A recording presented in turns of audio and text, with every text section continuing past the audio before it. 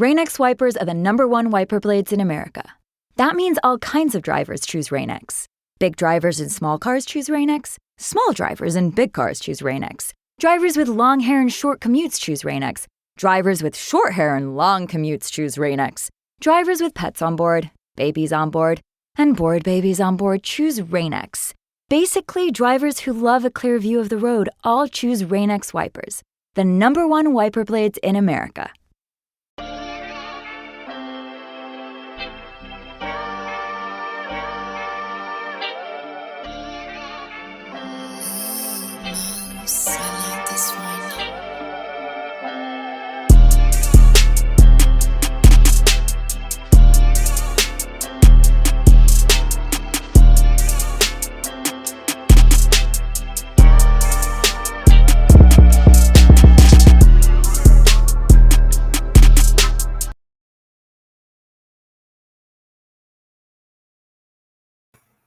Hello. Welcome in. This is Birds of Feather Podcast with your boy Q City, down for the first Hawks podcast of the year, episode 98. Trae the Truth, right? So let's get into it, right? So the Hawks sitting at 3-3 for the year. If you've been following me after the lives of each game, I've kind of given my takes. I've got some through 6 game consistent themes that I'm seeing. Usually, this will go live on Thursday and then we'll drop on Friday. Might have some people on over the course of the year. Taj probably isn't going to join us for this one, but we will see if we can get some guests, maybe a second person. Point of the thing is, I'm just going to go through kind of the weekend review, talk about, the games, the flow, how they went, what some team news is going to be. I turned off news altogether. I hate to say it, but I don't trust much of anything. It's the rage bait. It feels like it's trying to divide people. If we got clear facts, maybe we could calm down a little. NBC News brings you clear reporting. Let's meet at the facts. Let's move forward from there. NBC News, reporting for America. Where we stand in the division and conference, and then what's going in the coming week, right? Usually try to keep these around 30 minutes. I feel like that's nice and sweet. If I catch a tangent, I'm gonna catch a tangent, and that's just me. If you've listened to me for any point in time, that's pretty normal, right? For the live capabilities, if anybody hops in the chat and they want to say something, I definitely, go off on it. I'm very interactive in that regard, but as always, follow us on @BOAF Media on all social media platforms. DMs are wide open. If you want to get anything, put anything in there. That's what we call City Talk. At the end, I'll definitely discuss any of those points. So don't have anything on that regard right now. So just hopping straight into the pod. Hawks are sitting at 3-3. Started the season with a bad loss to the Raptors. I didn't go live on that Thursday just because I felt like it was only one game, right? I did my live reaction after, and I didn't think that we really need to talk. I saw some alarming traits in that game, right? Definitely the points in the paint was a big factor in that game. Our defense was terrible. I spoke on the fact that we really had a high pace offense for that game. And there was no reason to do that because the Raptors aren't a team that's like really prolific from three, right? Or have a very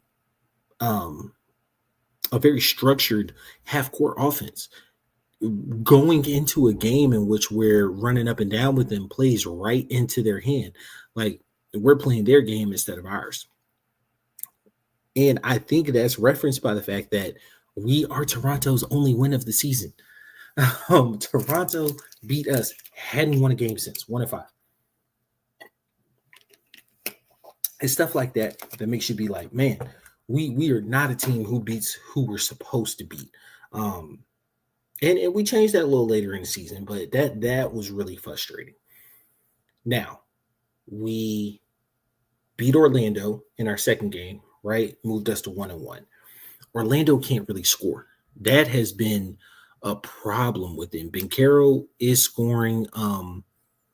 T-Rex Arms is stretching the defense a little bit better. Bane, But boy, did they miss him in Memphis. Memphis is going through it. But Bane is spreading the defense a little bit better. What's his name?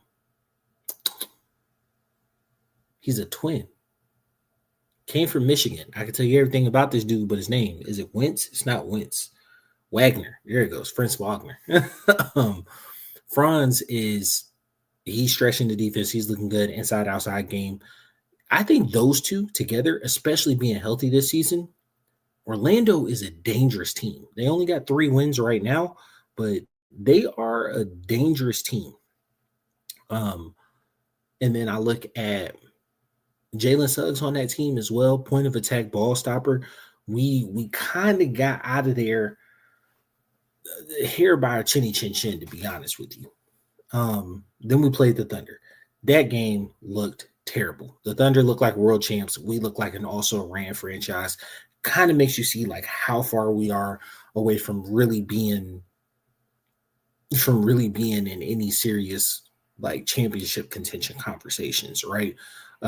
We might just struggle to make the playoffs consistently. So yeah, the Thunder beat the brakes off of us. But then we lost to Chicago. And honestly, the Chicago loss doesn't look that bad now. Chicago is one of those teams that we always kind of played close to the vest. I will say they came back on us. I think our largest lead in that game was like 13 points. And they came back on us, walked us down, won late, and created a little barrier on it. But Chicago seems like they're a good team. One of the few teams that's 5-0 right now. So, that Chicago loss may not be as bad as initially thought, but like we'll see throughout the season. Once we got off that snide, we're 1-3 at the time. We faced the Nets. It's a get right game, baby. The Nets are terrible this season. You got Michael Porter Jr., who can shoot the hell out of a ball, but they're really struggling pretty much on all regards. And then Cam Thomas, I feel like, is going through a lot of what I talk about with Ricochet, but in terms of Gil said it, he scores 20 points, but his 20 points look selfish. And I think that hurt him a lot in negotiations. And you can see how he's playing. That's what his mindset is on, is that he wants to change his view of being a selfish player. But in that, he's passing up parts of his offense that like you have him on the floor for, right? Like Michael Pickens Jr. scored 32. I think Cam was at like 17 for a minute. And it's like, you don't have Cam Thomas on the floor score 17 on that Nets team. Cam Thomas scoring 17, passing the ball on, as a second or third option on the Nuggets. Absolutely. You take that every day of the week. That is a $100 million player. Cam Thomas scored 17 points on a Nets team that nobody else can score the ball. Like, I don't even know if you re-sign that player for 20 mil a year. You know what I'm saying? Let alone, 35, 40 that he'd be looking for. Like, nah. So, yeah, that's not to speak too much on other teams, but like, you could tell that's kind of like, is in how he's playing. But the biggest thing to come out of the next game is 7 minutes in, Trey gets rolled up on. Knee hyperextends, looks really, really ugly. He takes a minute, lays on the floor. He gets up, runs down the court. Immediately after he runs down the court, he just goes straight to the locker room. Recognizes like, yeah, I can't continue with this. This is not okay. This is not good. Leaves the floor. Done. Right. Really, really scared for the game at that point. But we managed to pull that out. We win against the Nets. They make a little comeback at the end, but we're able to stave them off. Keep going. You go against the Pacers. Now, the Pacers, you go into the game knowing that you don't have Trey. It is a group game, right? So, that's Thursday? Yeah. Very important or it happened on a Friday. It's very important for the cup games, right? You want to make sure that you keep your group stage good and you win the games you're supposed to win, because these games still count towards your season record. Blow the Pacers out, right? League gets up to the highest, I think, is 23. You win the game by 20. Your rookies get in late. It's like, Beautiful, great win, right? Only thing is, still hadn't heard nothing about Trae. Now, Trae gets hurt in the Nets game on, when is that? Wednesday? Yeah, he got hurt in the Nets game on Wednesday. It is Saturday, and we're just now getting actually this I think will drop on Sunday. We're just now getting word of what went wrong. So he has an MCL strain. When you hear a ligament strain, it is usually a small or partial tear, right? Straining a joint usually means that there is some sort of there's some sort of structural issue or damage there that requires surgery, but is not like playable. So an MCL strain occurs when the ligament is stretched or torn, typically due to twisting inward force of the knee. So if you have an MCL strain, it really is like a small tear, right? That ligament is stretched, it's torn, it's thin around that area. Here's the thing about that. That's usually a precursor to it tearing, one, but then two, there's no real way to necessarily strengthen that. You can rest it, but then you have to manage it like all year. And 9 times out of 10, that's usually an all-season surgery. If you get a strain, MCL strain, end in surgery.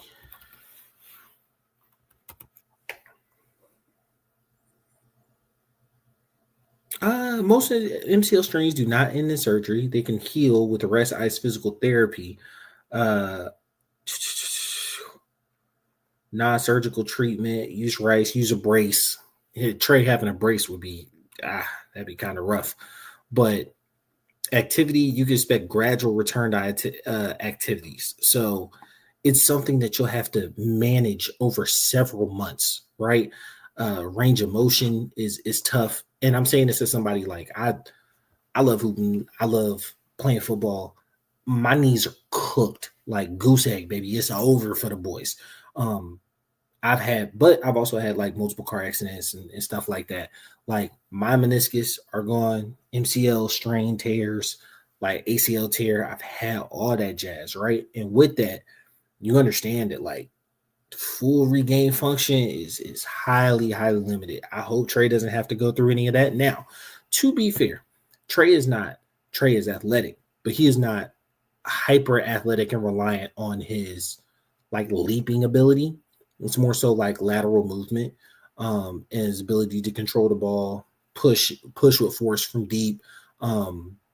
It's not like he's, he does jump passes every now and then, but he doesn't necessarily like live above the rim. So maybe not super concerned about his longevity and his ability to come back from this, but like knee injuries are always a thing that make you a little worrisome. Trae is supposed to be out for like 4 weeks is what they say, or they'll reevaluate in 4 weeks, but reevaluating in 4 weeks just means like, what am I looking at? How many games am I looking at in 4 weeks? He's already missed 1. So you're looking at 3 games, 4 games, 5, 6, 7, 8, 9, 10, 1, 12, 13, 14, 16 games. 16 games before they reevaluate him. And then it'll probably be a gradual return from that. So, Trae might miss 20 to 24, 25 games. That's a good chunk. That's a good chunk of the season, especially we played 6. So we missed 25. That's missing 31 games on the season. Trae is not somebody who misses a ton of games. He plays 73 plus for like 2 or 3 seasons in a row now. And even before then, he plays 60 most times. So like for him to miss 30 games, be down to like 50, 55, that's a huge, huge drop for him. but I want him back healthy, right? If he can get back before January, like really truly back before January, that'd be awesome. Or even like Christmas would be ideal, but like getting back before January would be awesome. Holding court while he's out is crucial. This is where like a lot of guys need to step up, right? So right now, if you look at our offense, Trae notoriously has slow starts to seasons, but with him, you look at our offense, we're 18th in points per game, 19th in rebounds per game, 18th in opponents' points per game. Like we're like slightly a below average team in pretty much all regards. If you look at it from a defensive point of view, we're allowed damn near 120 points a game. Like with the Pacers, we kept them to 108, but like, bro, we're allowing a crap ton of points. And a lot of it is happening inside the paint. Our paint presence has been extremely lacking this year. We chase blocks. We chase blocks hard, but we're not really diverting attention at the rim as much as you would want to. We allow guys to put a lot of pressure on the rim. Now, I know a lot of this is skewed from the Raptors game at the beginning of the season, right? The Raptors were able to put a beating on us in terms of points in the paint. But, Orlando was able to do that as well. Orlando does have a 6'10" ball handler who thrives on rim pressure, but he didn't have a great game, right? Franz wasn't really there. We're not really making anybody not come into the paint. We're getting hella paint touches, but we're not getting killed on the three as much as you would think we would, with allowing, usually when you're allowing points in the paint like that, you're, guarding the three at a high level. We do have good perimeter defenders, right? And so we're chasing them off the three, funnel them inside, but we really don't have anybody to redirect at the rim. Porzingis is not really that. Now, he chases blocks a lot, right? We're susceptible to second passes, especially when someone puts 2 feet in the paint, like real bad. Real bad. It is almost telegraphed how much somebody can get a pass behind our defense. But, point of attack, ball defenders, it makes a lot of sense. Now, in Trey's absence, we started Nah, right? If that's going to be the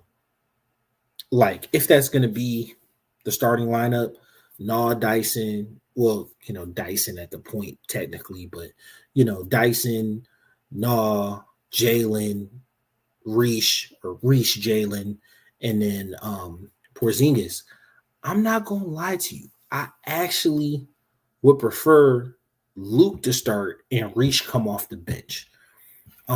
If you've heard me from any point in time, I have been a huge Zachary Richardson supporter. When we got the number 1 overall pick, I was super excited. I thought we would go Alex Sarr. We picked Zachary Richardson. He showed multiple times last year who he was and what he could bring to the table. Now, once we got Karis LeVert, right, it kind of diminished his role a bit, right? And then, the bright lights of the playoff situation, he shrunk. He's a rookie, it happens, right? But, Gay shrunk, Mo Gay shrunk, and he shrunk in that playoff game against Miami, that playing game. But overall, over the course of the season, he had some big shots. He's knockdown shooter. He shows some ability to cut toward the rim. All those facets of his game are leaving right now. And I feel like it's because he's being relegated to kind of just a spot-up shooter. Once Karis got on the team, what you saw is Karis' ability to be a wing that handles the ball and gets most of his offense off the dribble, forces Reach to clear the lane, not make diving cuts behind, but be an option if Karis, or in this situation, gets stuck and needs a bailout pass, right? Well, if your man is hugging you, right, and trusting the one-on-one defender, or just truly just being like, hey, if he cooks, right, and he takes a tough mid-range, or he gets all the way to the basket, and we trust our interior defense, well, then I'm hugging you. Even when you're that pass-out option, your man is right there. You're not going to take a contested corner or wing three, and it's like he's getting caught on that left side so much in the left corner or the left wing, and like those are good percentage shots for him, right? Overall, but like he's passing them off. He's passing them off consistently because like it's pressured. Why I'm saying move him to the second unit is what you saw. He scored 8 quick points without Jalen on the floor, with no Trae on the floor, right? But he's the focal point of offense in that regard, right? Working with Wallace. Wallace is not a primary true option scorer, right? And you're gonna stagger Nah and Jalen's minutes now because like those are your most consistent scorers at this point in time. KP, he's really being a spot up 3 guy, and like you get him top of the key. You can run a bit of offense through him, but like he might be averaging 16, 18, but it can't be super high. Let's see. Roster. We got I don't need to look up roster. I need to look up players. Boom, boom, boom, boom, boom. All right. Yeah, Porzingis scoring 19 points a game. And they're good. They're good 19 points, right? On 50% shooting, 44% from 3. But like when you watch him play, it's pretty obvious that he's he's kind of just spotting up and shooting. He's trailing plays a lot. Nickeil Alexander-Walker, he's giving you 17 points on 43, 30% from 3, but I feel like that's a bit misleading. He's your chucker late in situations. Reach is all the way down to 10 points, right? Now, he's shooting 35% on threes, which isn't terrible, but the 40% from the field is a real game changer for me, right? He was up there at like last season. I don't know the exact number, but he had other facets to his game. So it wasn't even necessarily that he was shooting a great percentage, but like he took a mid-range shot.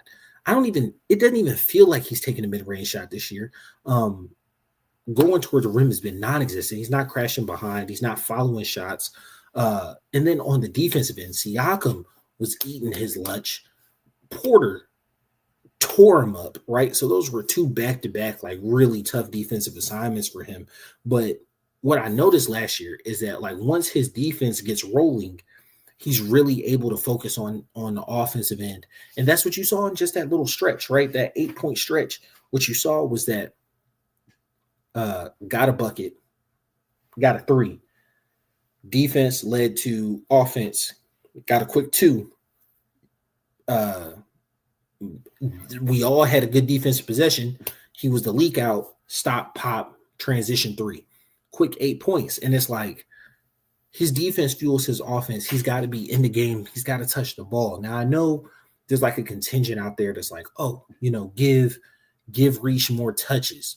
And then the opposing point is like, well, what's he going to do with those touches besides DHOs or shoot up a BS3? And it's like, I get you because like that's what you're seeing in the offense, but that's what you're seeing in the offense that's primarily featuring Jalen as a primary scorer, ball distributor, handler, right? Like, and Jalen to me was on an all-star trajectory last year.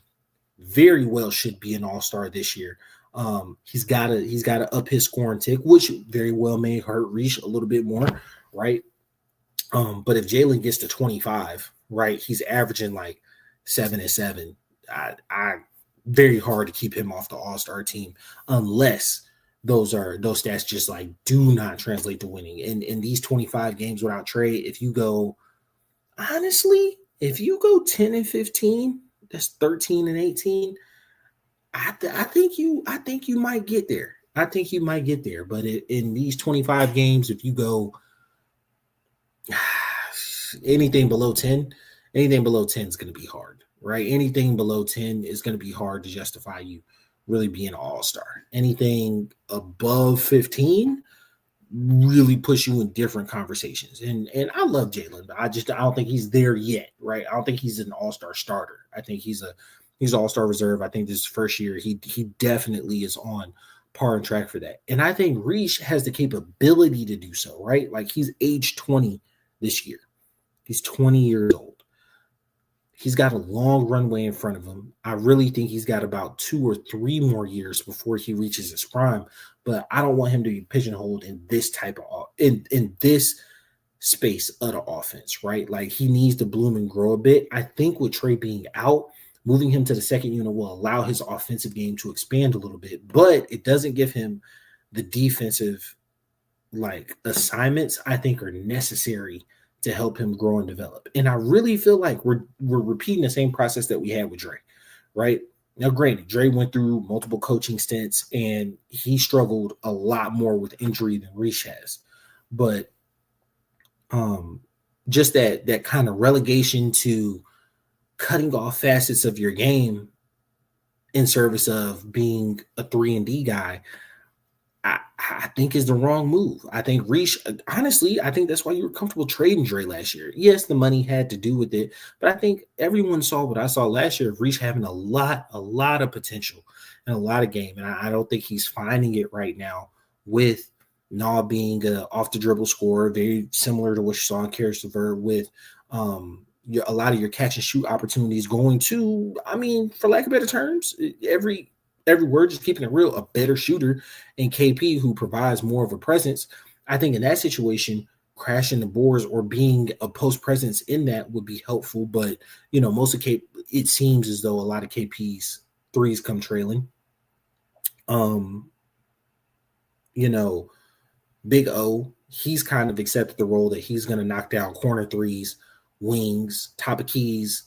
Honestly, it's corner and wings. The top of key was like he maybe shot 2 of those and maybe made 1. But hey, 50%.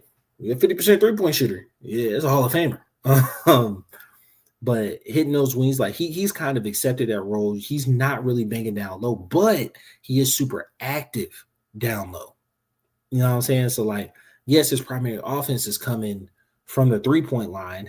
A lot of his scoring is coming from the 3-point line, but like a good bit of his activity comes from being close and being around the play as it's happening. I just, Reach hasn't had that IQ kind of spark yet and see that like, hey, this is how I get active in the game. This is how I touch the ball. And I'm not questioning his basketball IQ or his acumen or anything. It's just, I want to see him more involved because like, that's how he gets better. That's where he'll be better at.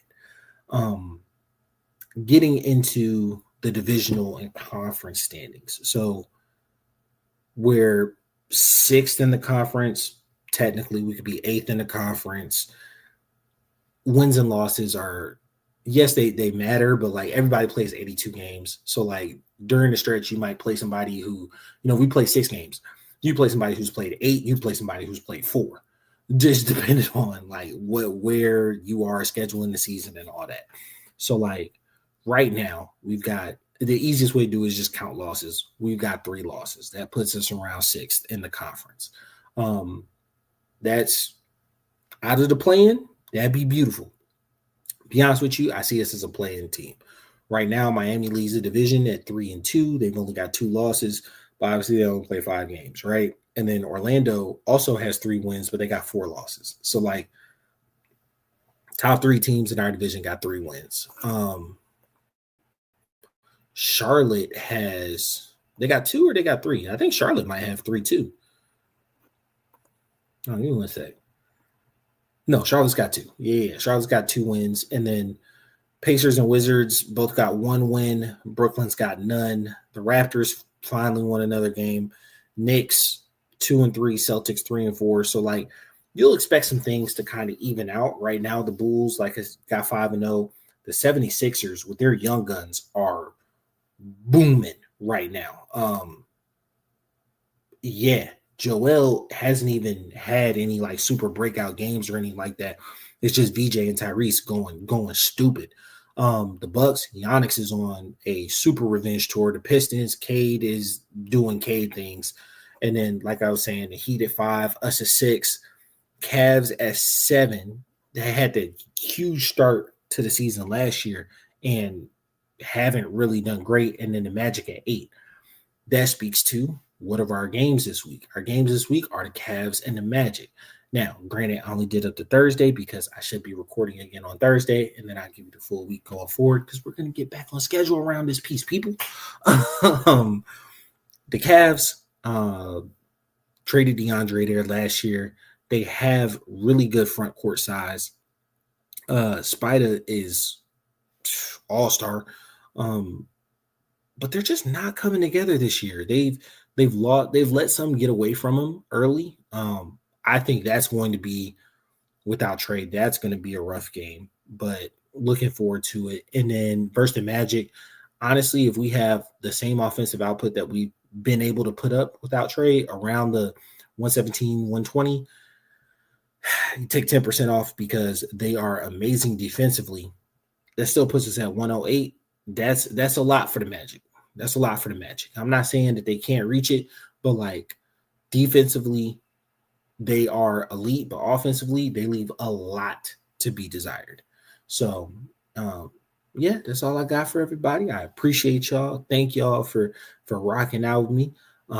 As always, hit the DMs at BOF Media on all social media platforms. Please follow us, like us, hit that bell, subscribe so that you can always get notified whenever we go live. You hit me something, I'm pretty sure I'm gonna respond. It's been your boy Q City. I'm out. Peace.